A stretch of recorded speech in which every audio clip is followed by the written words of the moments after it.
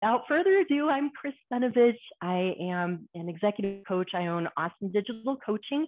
And really, my goal is to bring a holistic approach to success in life and work where you have greater joy, balance, and impact. And my topic tonight is how to manage up successfully and authentically in challenging times. And very briefly, I'm going to cover 4 areas tonight, and I'll list them now. The first one is to talk about the next wave of the pandemic, which is the mental health pandemic. We're going to talk about the mental health pandemic impacts on leadership during this return to work, my 3-step approach to empowering your own wellness and thus your agility at work. And finally, my 4-step approach to specifically managing up with either challenging or difficult managers or colleagues. Okay, so great. Please continue to opine in the chat. So, the next wave of the pandemic has arrived. I literally just read an article about this yesterday. CNN medical correspondent Dr. Sanjay Gupta has done an amazing job talking about the cognitive and socio-emotional effects of COVID-19 over the past year. We've all talked about and have experienced, and maybe you're experiencing now, some Zoom fatigue. I've presented on that.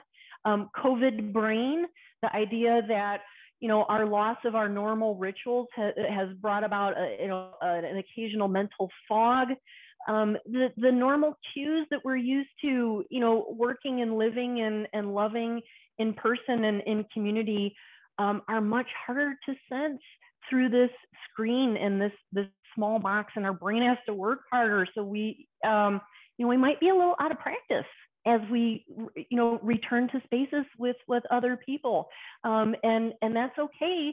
Let's just begin to acknowledge it. And then of course there are some more difficult but important to acknowledge scenarios. A lot of folks have been experiencing more chemical dependency, domestic violence, depression, anxiety, even the stress of the loss of childcare or a second income stream. And let's not forget the cognitive load of racism, of social justice movements, not just in our own country, but around the world. This is a big cognitive load, no matter where we are in the spectrum of identity or our own wellness. It's so important to acknowledge that all of this is really normal, and we're all present in this big, fuzzy, foggy area right now. So I want to give you some concrete methods to carry forth successfully. All right. And so in part of doing that, we need to think about the impacts of the next wave of the pandemic to leadership at the workplace. I'm going to narrow in, we were talking about the next wave of the pandemic. Let's focus in on the next wave of the pandemic at work. How many leaders or managers do you think have been trained in managing the socio-emotional aspect of return to work? I'm seeing a 0 hand motion. Right. So, my intent for this talk is to acknowledge that, it's a whole other conversation about, that should be a part of business continuity. We're not robots. We're full. We bring our full selves to work. But if we can begin to own that, it will help us bring a sense of a greater sense of relief to ourselves as we enter this. There's a lot of unknowns right now. So So we're thinking about all of these impacts to leadership, impacts to our colleagues, but what is everyone else dealing with? But before tackling that, we have to empower ourselves to maintain, our own wellness. And, I think before the pandemic, for many folks, self-care is a reward. I'm going to grind out this deliverable. I'm going to put in 60 to 80 hours and I have a massage therapy appointment that I got my eye on. It's 2 p.m. on Sunday. All I have to do is grind it out and I'll get to that. I'm going to get through my day at work. I'm going to spend time with my husband and my kids. I'm going to do as best as I can and make dinner and wrap everything up. And then I'm going to spend 15 minutes with myself in the kitchen reading a book before I go to sleep. And that's my, self-care. So I think what we've all realized with this pandemic, it's an endurance race. It's not letting up. It's just transforming into a different beast. And so, self-care is really something that we need to do throughout the day. So before I get into that 3-step method that I mentioned, we have to kind of understand how our nervous systems respond to information. And that is a whole workshop in itself, but broad brush, our bodies, our nervous systems are constantly monitoring our internal systems and our environments through our 5 senses. Most of this is happening subconsciously. We don't need to think about making our heart beat or breathing or noticing if there's a dog walking by. Our bodies take care of all of that.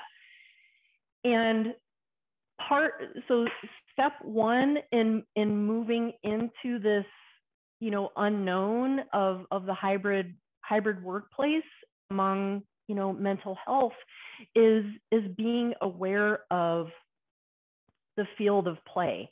And I painted the picture of, what are some of the, socio and cognitive, conditions that we're all immersed in right now. But I want to add another layer and say that part of being aware is what's going on inside me that happens automatically, normally, that I can become more aware of. And the way that we do that is step 2, what I call making mindful moments.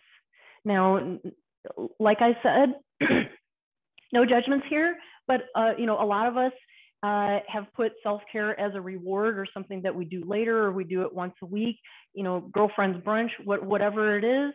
But what I'm positing, because we are in an endurance race,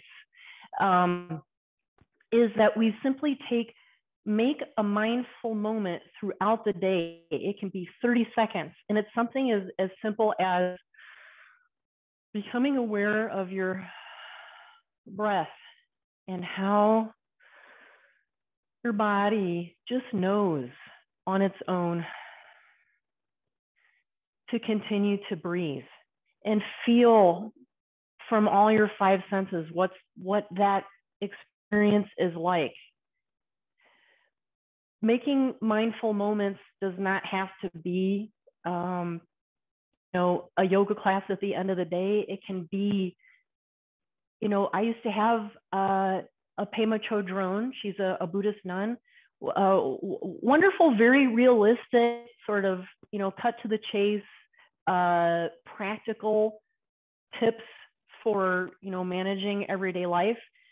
And when I needed to make a mindful moment for myself, I would open it up, and for 30 seconds, I'd read her remarks, and it would take me to a new place, and then I could come back to my work. So step 1, awareness, and part of that is yourself. Step 2, making mindful moments. You're taking a pause. You're giving your nervous system a place to rest and expand. And guess what? When you do that, you can respond during challenging times from a place of your values rather than reacting to people and scenarios. So step 3 is to extend curiosity and empathy.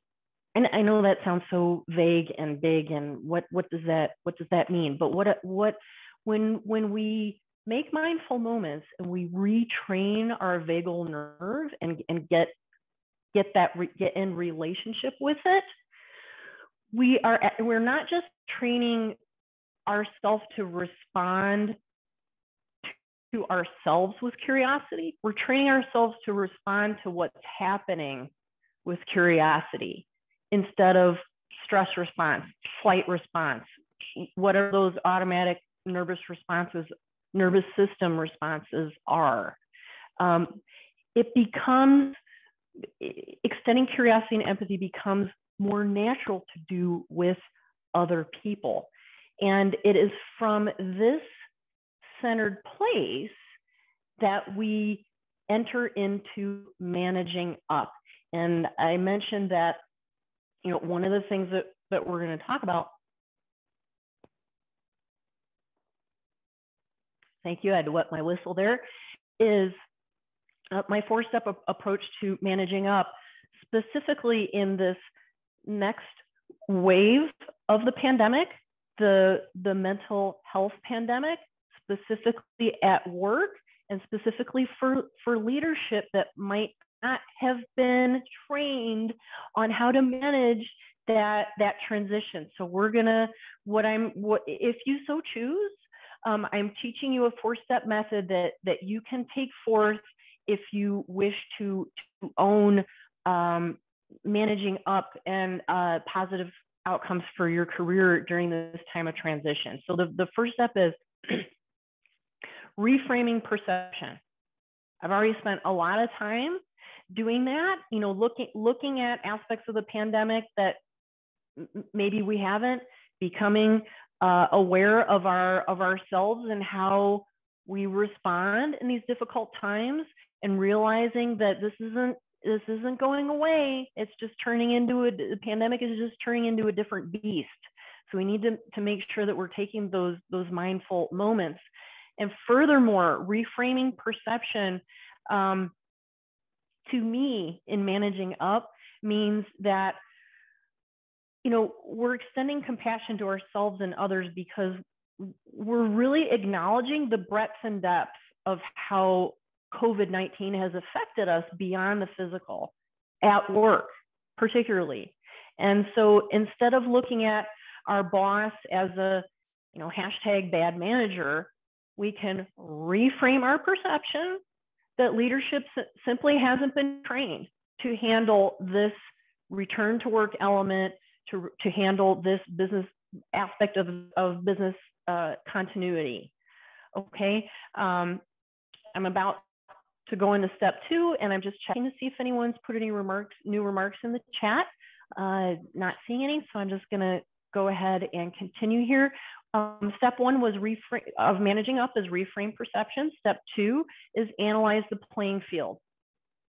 Since leadership hasn't, let's just operate from an assumption that leadership hasn't been equipped to handle this aspect of the transition, and we must own it.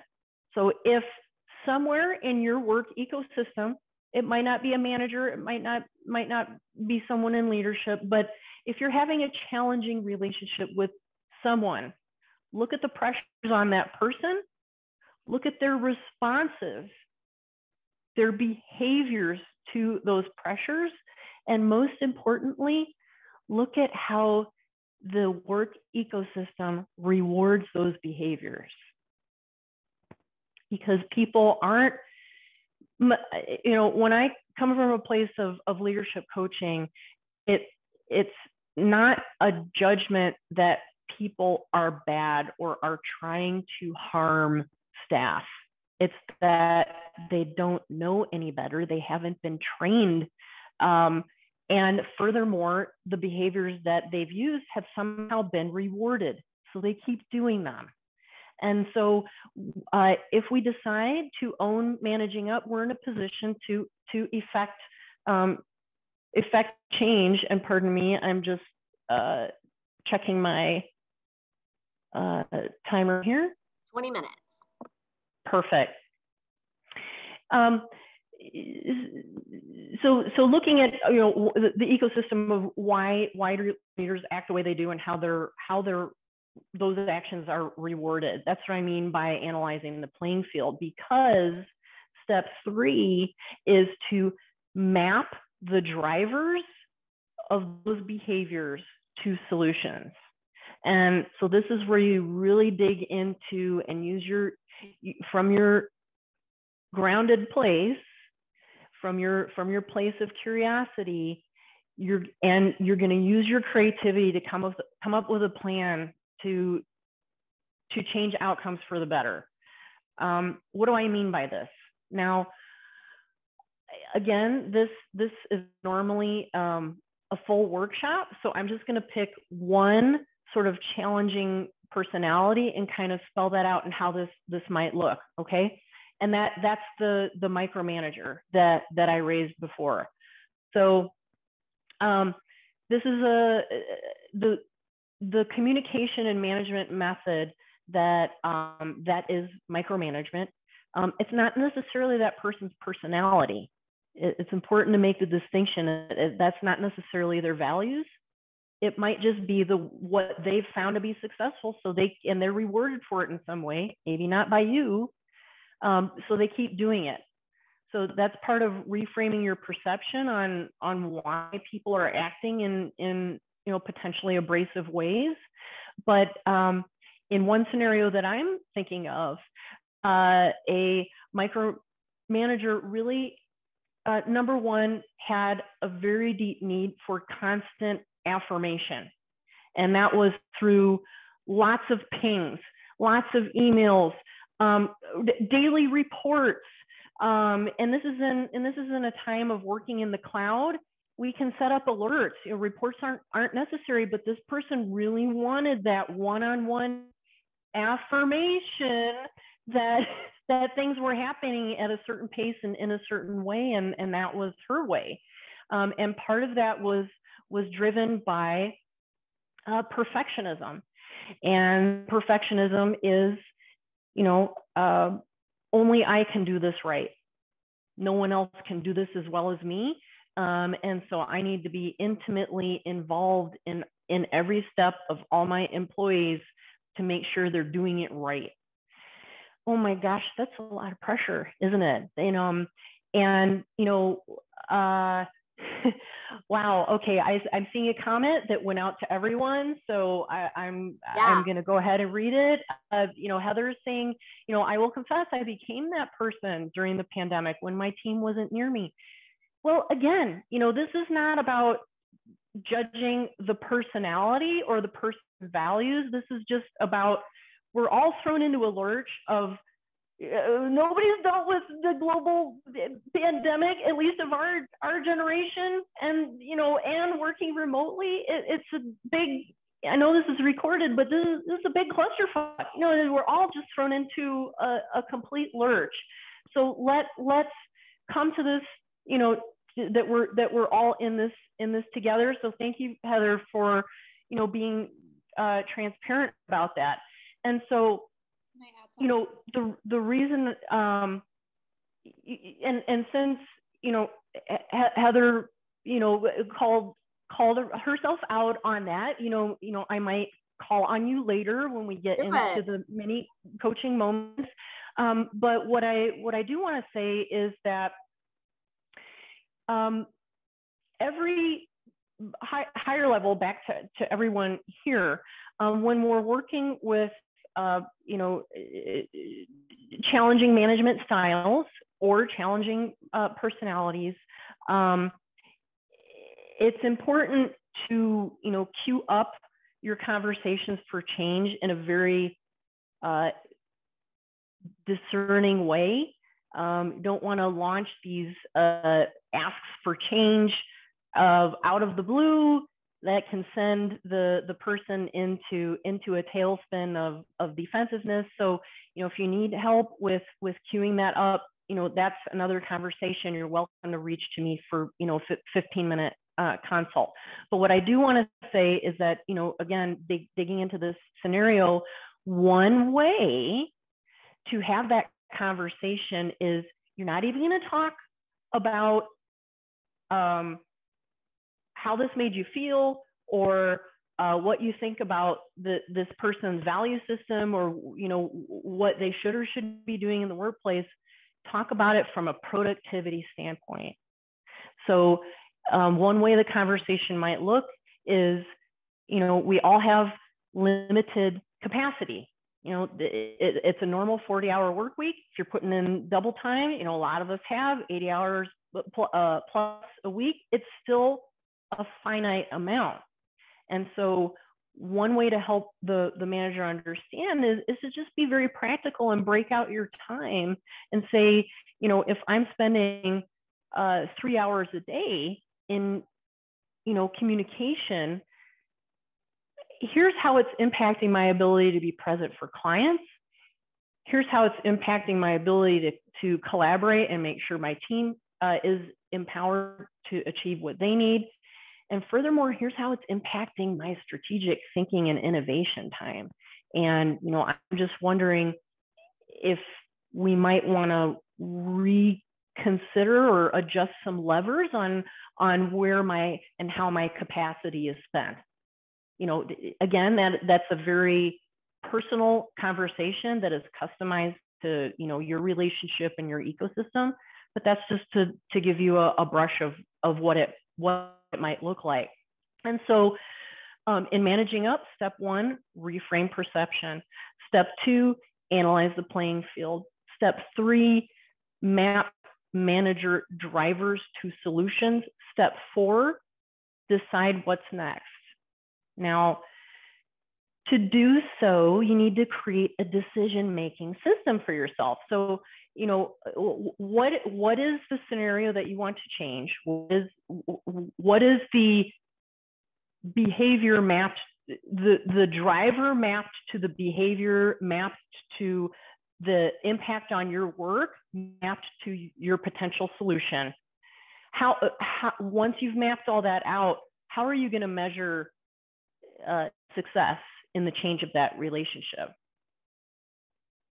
What timeline are you going to give yourself to enact that change? Furthermore, what is the desired income? Can you tie the desired income to one of your KPIs in your annual performance review? Because that is a common language that all leadership has, and they all understand performance measurement. Do you need to create a new KPI for something that you've taken on over the past year that should be rated and evaluated and compensated for? You see what I'm laying out for y'all? So your decision-making system should include what you will do if the change does happen in the way that you imagine. And it should include what you will do if the change doesn't quite go the way you hoped, and if it doesn't happen within the time frame that you set.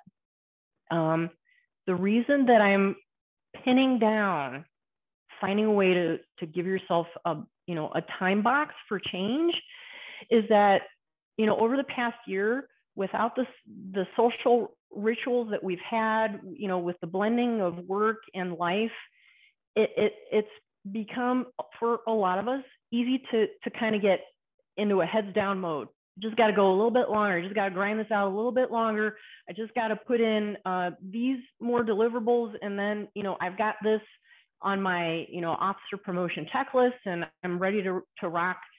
Come January for recalibration. It's easy to go heads down. But I'm inviting you in this time of transition, especially if we are owning for ourselves our mental health for the sake of growth and productivity and positive outcomes for our careers and for our clients, I'm inviting you to consider this as also a potential time for change. And whether that means something new for your position or something new within your organization, or as I keep intimating about reaching out to folks in the chat and on LinkedIn, this is our annual mentoring event. We never know where we're going to find our next mentor, our next manager, our next. Madonna's raising her hand. Do you want to go off mute? Do you have a quick question? I was just comment? Bye, because I have to go at this point. But it was great seeing you guys. Thank you. Oh, you're welcome, Madonna. And I'm glad you were in the same boat as me, though, in the micromanagement. So thanks for affirming me in the chat. Yeah, especially when I started the new job, I was like, I have no idea what I'm doing, but I'm just going to try to be the best person I could be. So got a little neurotic there, but I mean, I got good at the job at least. So congratulations. Yes, we are all doing the best that we can. And I hope that I've given you a couple of approaches moving forward, and please at any moment when you need to leave, go right ahead. So in closing, I just wanted to say, we're in our next normal, the mental health phase of the pandemic, and leadership likely hasn't been trained on how to manage this corner of the transition to the hybrid workplace. So I'm inviting us each to own that in some way, to empower ourselves to make mindful moments throughout the day, to give ourselves that pause so that we can respond and connect and collaborate from our values rather than reactively. And once we've cared for ourselves first, we can extend that compassion and create a plan that gives us accountability so that we can move forward in our careers.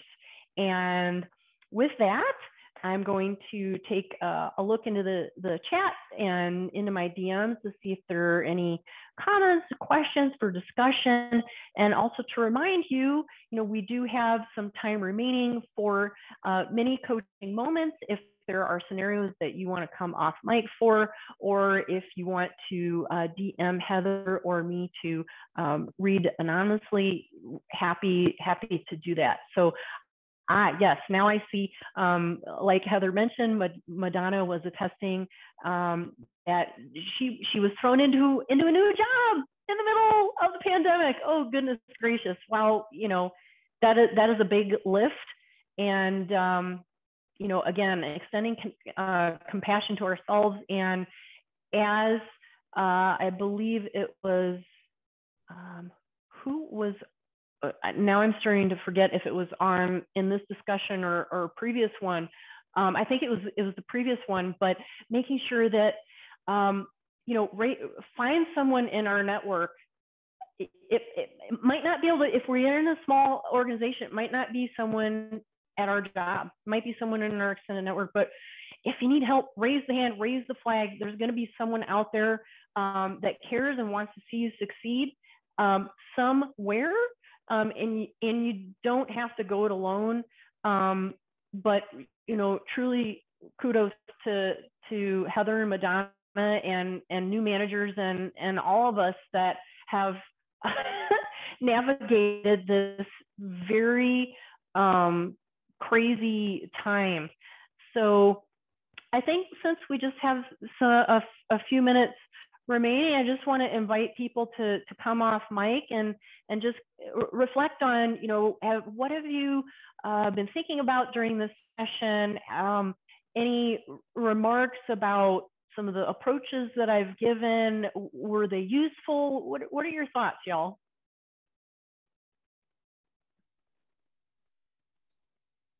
I'm Jessica. My name was wrong in the chat. Oh, hey, Jessica. Nice to meet you. Hi.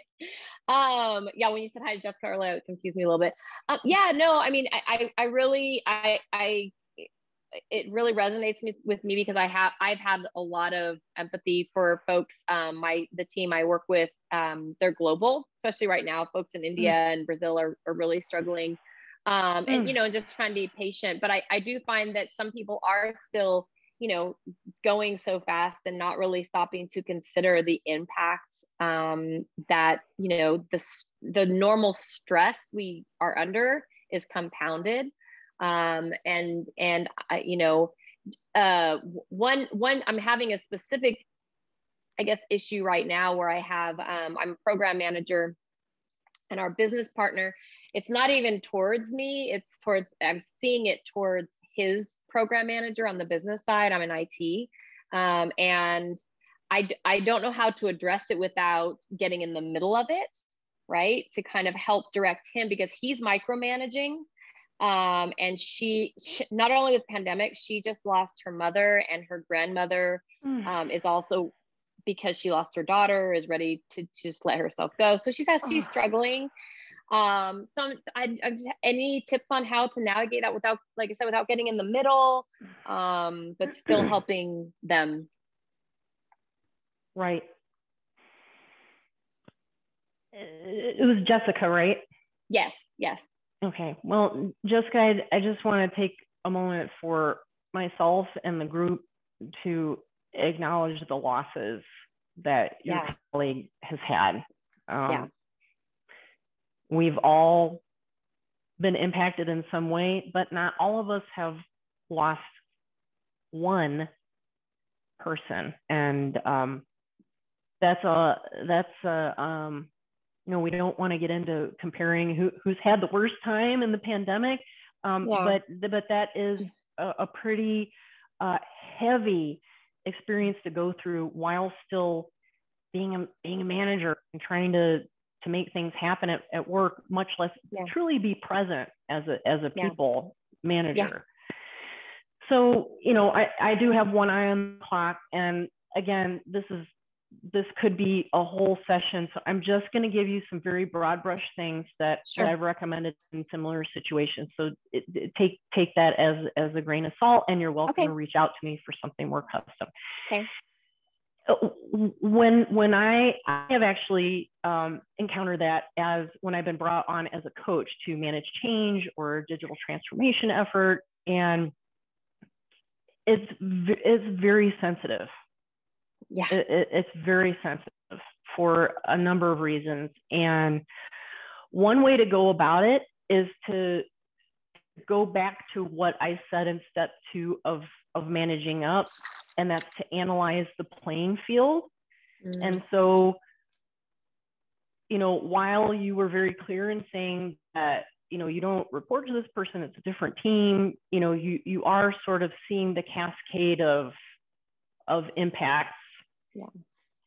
Get a really clear understanding of the cascade of impacts. Okay. Get a really clear understanding of who is surrounding that person, what support they do or do not have.